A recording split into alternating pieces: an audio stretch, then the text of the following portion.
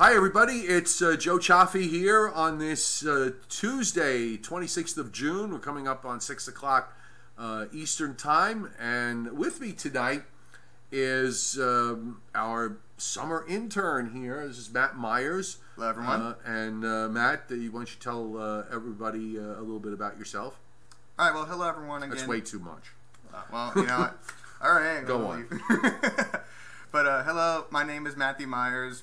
I am the current weather intern here for RNN this summer, and I'm very excited to be here. I've been studying weather a huge portion of my life, and it's nice that I can finally talk with actual meteorologists, like Joe here. Oh, bless his heart.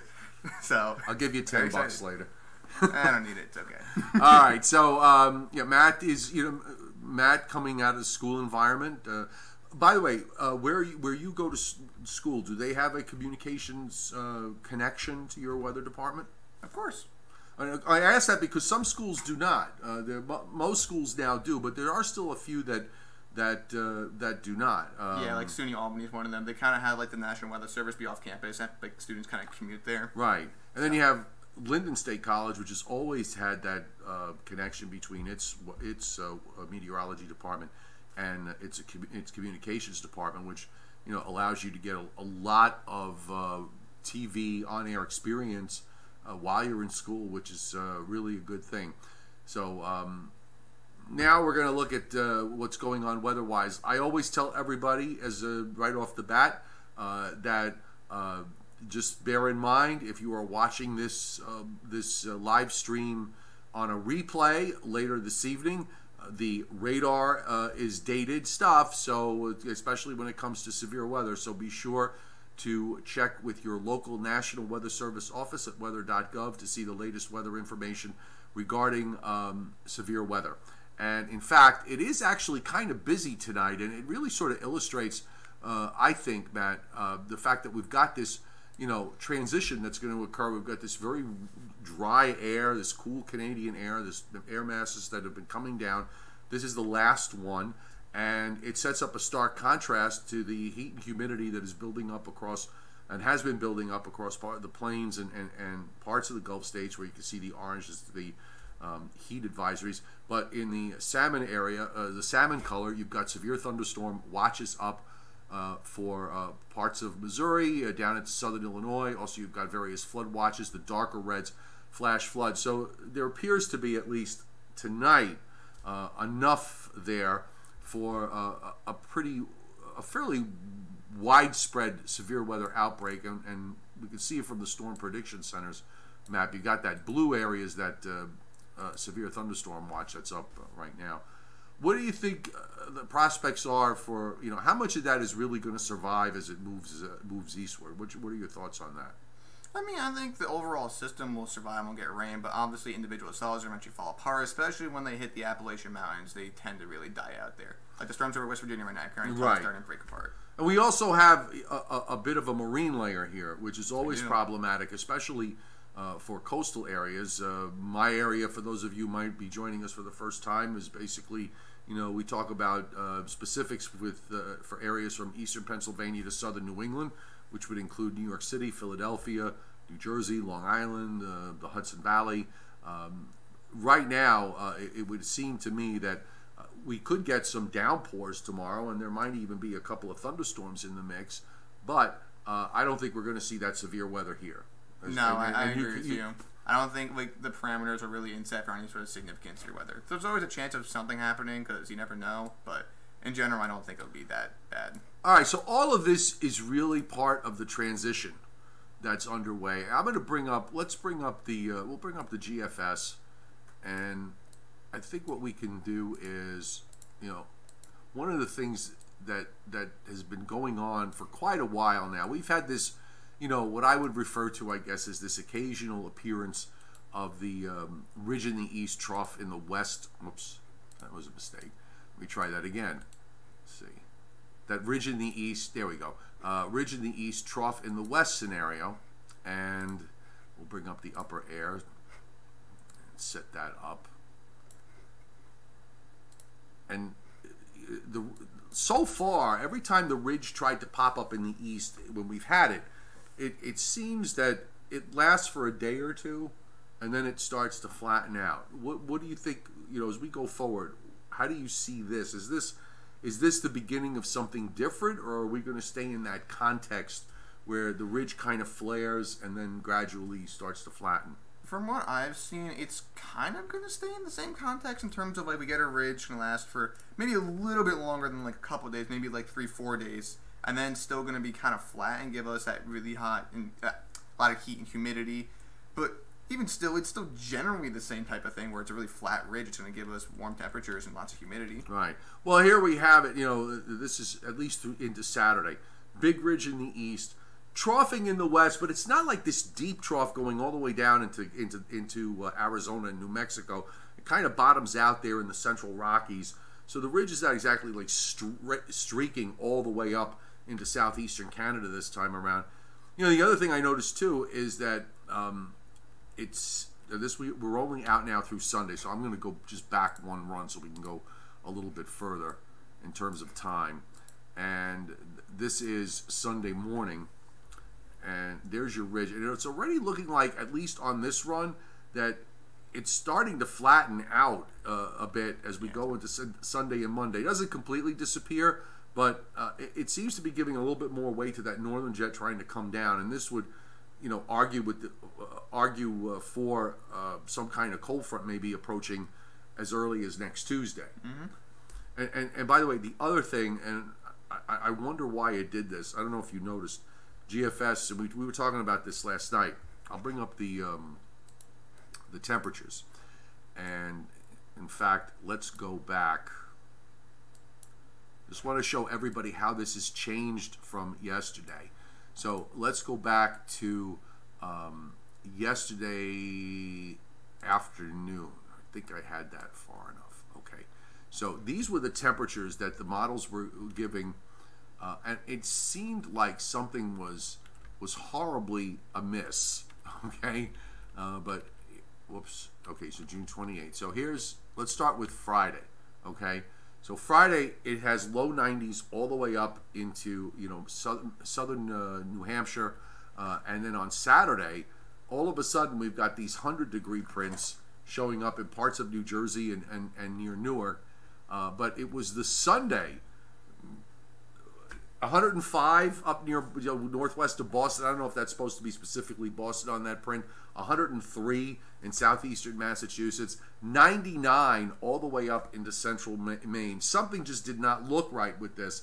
And one of the things that happened, I think going back to the last round of heat that we had, where the models kind of really juiced up the numbers early on, and then as we got closer, they got lower and lower and lower.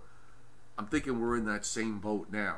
I mean, I'll think that too. I know, like, a lot of my friends in college are not huge fans of the GFS and have told me repeatedly that, hey, GFS tends to really overdo temperatures. I have not had enough time, unfortunately, to really try and figure out if that's accurate or not, but I'll take their word for it. Well, this is Saturday. It's got, it definitely has low and mid 90s, which I think is actually pretty reasonable. Mm-hmm. I certainly think we should be able to get to low 90s, and some hot spots maybe making it up to about 90. Some of the hot spots might get to 94 or 5. I don't think that's unreasonable. I also think that Sunday is likely to be the hottest day. The new run is only out until Sunday morning, so we just got to be patient here. It'll pop up in a couple of seconds here. It looks like it might be a little bit more robust than the prior run. While we'll jump back to the prior run. Pretty sure the prior run also had it be more extreme as well. Actually, it wasn't. Well, for Sunday, now it's got 100 print there, but it doesn't have. It's 10 degrees lower up in Maine, and it's every bit of 8 degrees lower across much of 7 or 8 degrees lower across much of Massachusetts. I think Sunday, regardless, is going to be the hottest day. I think it's low to mid 90s, maybe a couple of spots push it up to 97 or 8. Mm-hmm. And then after that, I think the big question for early next week, in my opinion, is starting on Monday, when we look at the surface map, it seems to be that the wind starting on Monday goes from, basically you start out this whole weekend with I don't know, more of a west wind, and then it gradually goes southwest, and then by Monday it almost goes south. Now, if this is the case, I think it's going to have an impact on temperatures for coastal areas. Oh yeah, I 100% agree. Okay, so the next question I think in my mind is, let me go back to the wider shot, is when do we see there's some kind of surface front here Monday afternoon running across the St. Lawrence Valley down into western Pennsylvania, down into southern Indiana and Ohio. It's weak, but it is there. Yeah, I see. The question is, does that front already get on our doorstep here by late Monday, or is the GFS a little bit too fast with this idea? What do you think? I'm going to have to say that GFS is a little bit too fast with this idea, because to my knowledge and from what I've looked at from the models over the years, the GFS tends to be a lot faster than, let's say, the Euro and like almost any kind of system. And gradually as we progress towards the day of the event, the GFS tends to slow down a little bit and become more concise with the Euro. Okay. I can go for that. The European has had its had its moments lately where it has not done it has occasionally done well, but this is the new late afternoon GFS run. I want to look at those temperatures again just to take a look. And this is for Sunday, which I think will be the hottest day. And, it looked like it's taken them back just a shade. It's got, middle to some upper 90s. Got 99 now in Boston, which is a lot better than the 105. These are temperatures, folks. It's not the heat indices. So, from the standpoint of a heat wave, this is going to be, this is going to run its course. Some places will get 3 days in a row of 90. Some places will get 4, and some will get 5, depending on if you're immediate coast. Let me ask you this question. What is your opinion? Joe and I come from a time, the old heat wave definition used to be 5 days of 90 plus. And, now they've gone to this, 3-day thing. And it's my opinion that, 5 days to me is a heat wave. Okay? 3 days, you could have 3 days of 90 plus temperatures fairly often during the course of the summer, 3 days in a row. So I just kind of think it cheapens it all. I mean, to my knowledge, I've never looked up the exact definition of a heat wave, so I can't really prove you wrong here. I could say that things have changed. Like, I know the actual definition of a blizzard has changed. Like, in the past, it used to have to be like 20 or 19 degrees below 20 or 19 degrees, and you still get your significant snowfall amounts for it to be considered a blizzard. Now it's more of like, it just has to be 30 mile per hour winds or greater for over 3 hours, and now that's a blizzard. Right. Well, and then they took away the temperature criteria, which is another thing, which made blizzards extremely rare. But you know what? We'll save the blizzard story when we get into the wintertime, because we're still into the heat. Somebody posted somewhere that I saw today, we're about 180 days till Christmas or something like that. It's just over 6 months. Yeah. They're already on the countdown. All right, so we've got a few folks on the board tonight. 99 Wolves is telling us about a tornado warning in Union, Missouri. So he's in the midst of some of that of the severe weather that's going on there across the Midwest. Israel Frudigger. Some days I have easier time pronouncing names than others. Asking about severe storms or for this area here on Thursday, and we talked about that earlier. We kind of lean against that idea.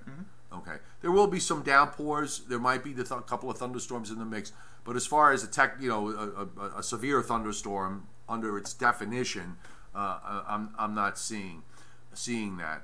I know when the upper air pattern is very important, but why is it that we would close on 18,000 to play a role in our forecast? So why do we look at the five? What he's asking is, why do we look at the 500 millibar map?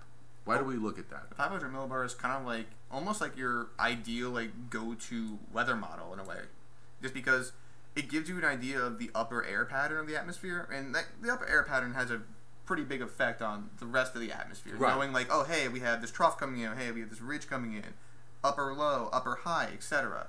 So it's kind of like that main starting point that gives us that breakdown of, okay, if we know a trough's coming in, chances are there might be some showers or we'll have some colder temperatures coming in behind it. and the opposite with the ridge too. Well, it's also a good representation of what's going on because it's basically halfway up the atmosphere. So, you know, it's almost like cutting the atmosphere in half, and it gives you, you know, a constant even level for everybody to look at. We all look at that particular level, and you know that's a good level of consistency. When you start to look at the lower levels, you get lower and lower. You're going to wind up with more noise, more troughs, more. You know, certainly as you get down to the bottom of the atmosphere where you've got all sorts of things running around, you want to look at like a smoothed out area where you can get a really good sense of how weather systems are going to be playing out. Makes sense to you? Makes sense. Blorox Cleach, who is one of my regulars and rather astute, by the way, after this northeast ridge, a Bermuda high is probably going to bring around two in terms of heat, but less intense in his thinking. I think that kind of makes sense.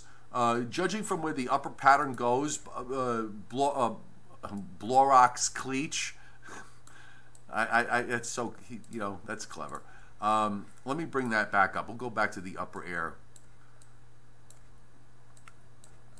And give me 1 second here as I adjust really quick. We'll bring up the North America view so we can take a look at what's happening across much of the Atlantic. So I actually have this started out, and let's move us into the corner. Be a little less obtrusive there. Okay, so here we go. This is a Sunday, so this is at the point where the ridge is probably at its strongest, and I think you have. I think what you bring up, Cleach, is rather valid. If you look at how the upper high just kind of flattens a bit, but you still have this sort of east-west ridge that runs from the southwest across the Atlantic. And you know, the question I think is going to be whether are we going to get something in that northern part of the jet stream that's going to try to drop another trough into the east during the longer term. Now, I've gone out here. Now we're at day 15, day 16, so we're well into now the second week of July. There seems to be some hint in the longer term that the trough in the east may reestablish itself as we get deeper into the month of July. But in the meantime, we do have this you know, Atlantic east-west ridge, and I think what he says certainly makes sense, that we could have this first ridge just kind of flare up and out, and then get kind of a flattish east-west Bermuda high set up where it's very warm to borderline hot, but it's not off-the-wall hot. That work for you? Makes sense to me. Okay. So you can address Robert Hurley's question, who says, and let me bring us back up front here. He says, depending on winds, the Atlantic is still cool. Actually, it's cooler than average. Should keep temperatures down on Long Island? Well, it makes sense with the direction of the wind, because if you have winds kind of coming from the ocean onshore, it's going to really keep you guys a lot cooler, especially with the marine layer and all that stuff. It really helps keep them, you know, less susceptible to any sort of extreme changes that occur on Long Island. Like for me, I'm in northern Westchester, so even though I'm still kind of close to the coast, I'm not exactly like there. I can still be under that influence of, oh hey, like one day it's 90 and like that's the high temperature, and then it could possibly get into the 60s, assuming that we have a clear night, of course. I think just to address you, Robert, with respect to the way it sets up for me, for Long Island, Matt's definitely on the right track here. One of the I think what we'll see is probably inland Nassau, northwestern Suffolk County will, as usual, be the hot spots. You're going to tail that down as you head down toward the South Shore. But as we go through the weekend, after Sunday, if we start to see that wind bend around more to the south, that may cut the 90s off for the island. We actually saw that happen in that last burst of heat, where at the last minute the south wind just came flying in at like 4 or 5 o'clock in the morning, and what looked like it was going to be a day up with temperatures close to 90 didn't even wind up getting much above 80. I'm not saying we're going to see something like that again at this point, but watch that south wind, because it does have a huge impact especially because right now the ocean water temperatures are running a few degrees below average off the south shore of Long Island. So, if this were maybe if it was near average or a little bit above average, the sea breeze impact would probably be less. But given that water is still pretty cold, I would not be surprised if we see some areas on Long Island, at least, certainly at the beaches, would be a great place this weekend, where 90 is going to be a really, really tough sell. Anthony Orr, who's a regular here, and he's really good with finding all sorts of facts and factoids about weather. The Hurricane Center is mentioning the fact that there's, the European showed this last night of a low spinning up off the North Carolina coast, and NHC rates it a 20% chance on their latest outlook of it becoming a tropical system in the next 3 to 5 days. I don't know. You know what? Even if it does, it's going to run out to the east-northeast and really be of no consequence. And I'm going to lean against it, given given everything that's going on. I'm going to kind of lean against it. A lot of the models really, European seems to be the only one spinning it up. The other models have kind of backed away from it. But let's lay the models aside for a moment. It's not anything that's going to have any impact on our weather the way it looks. Yeah, I agree. I don't know too much about this. I did see all over Twitter that every meteorologist is posting saying, like, hey, this just popped up on the NHC. So other than that, I really don't know that much about it. But with the Euro and these tropical systems, there has been lots of times where only the Euro has said something and it's been right. Right. Big example of that was Joaquin back in October of 2015. All the models had Joaquin coming into the northeast, if not mid-Atlantic, somewhere, and the Euro was the only one that said it goes out to sea. Right. And slowly over time, all the models shifted in the development phase, in the development phase, a lot of the models have a habit of spinning up things that don't wind up really being there. I always joked around that the Canadian model would spin your shoes if it was able to, and actually it's been kind of behaving itself. It's been the GFS during the month of June that has spun up a few things, a few wayward systems here and there. Could it spin up into something? Yeah, I don't think it's going to be anything of consequence. Certainly not in terms of the East Coast weather the way it looks right now. 99 Wolves. Where's the snow? I heard that it's snowing in Canada. There was apparently some snow in Newfoundland again.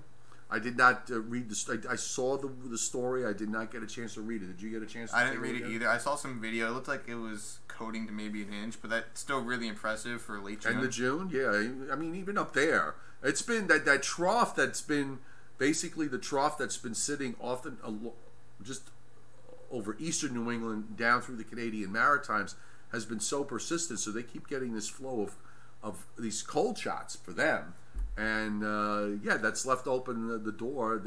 I bet you some places up there have gotten record snowfalls for the month of June. I'm maybe speaking off the top of my head here, but judging from the fact that a couple places like Gander, for example, I think earlier this month had picked up about 1.5 feet of snow in total. You wonder whether there might, for some places, this was the snowiest June on record up there. I'm thinking, I really haven't heard at least that specific part yet, but it would make sense for June, and even if it is Canada, we're talking about southern Canada here, it's not going to be like snowy all the time. It's got to warm up eventually. Yeah. Franklin Taylor, my buddy from Arkansas, is on tonight. Good to see you on board. Priscilla Mayu, she always monitors things that go on in Louisiana, where they are actually running over 10 inches below their average rainfalls for a good chunk of the state. So they're kind of in a bit of a dry spell there over parts of the central Gulf Coast. See if the tropical season kind of makes that up for them down the road. You never know. I mean, even if the Atlantic's cold, the Gulf of Mexico is always warm. So. Yep. All right, so you know what? We're going to end it here at this point. Matt is going to be with us here for the summer, and we're going to have a lot of fun, which is good. And we'll bring him on the live stream. This is his first time doing, live stream here on YouTube. And he asked me before we go, I said, what are we going to be talking about? And I was like, I don't know. We'll figure it out when we do it.